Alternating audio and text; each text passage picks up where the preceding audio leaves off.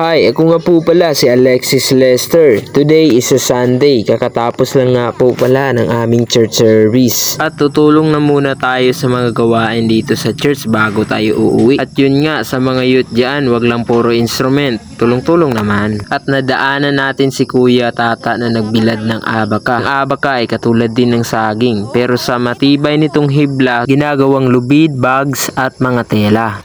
Ako ang videographer ni Lester. Si Sister Love lang muna ang hawak ng ating cellphone kasi magdadrive tayo. At sa unahan namin, hindi namin inaasahang meron na palang natumbang motor. Ang may-ari nga pala ay naglakad pa uwi. Pag hindi ka marunong magbabalansi sa ganitong daan, tsak na matutumba ka talaga sa putikan. Katulad ng nangyari sa amin ngayon ni Sister Love.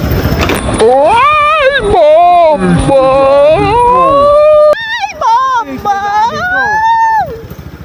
Alam mo yung may reaction pa yung backride kesa sa nagda-drive. At yun, i-fast forward natin para maabutan natin yung tatlong nauuna. Paano? So guys, gukdon namin sila. At yun nga, naabutan namin ng tatlong to.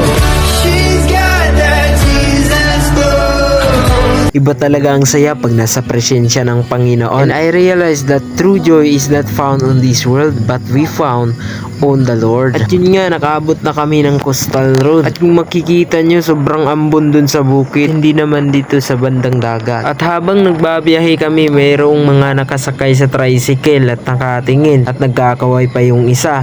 God bless sa inyo kung sino man kayo. Bigla pa namang pinalakas yung takbo kaya hindi kami naka-overtake. Shout out sa'yo kuya. Napakagandang batang ito at dito nga nagtatapos ang ating Sundays ganap. See you on next video. God bless.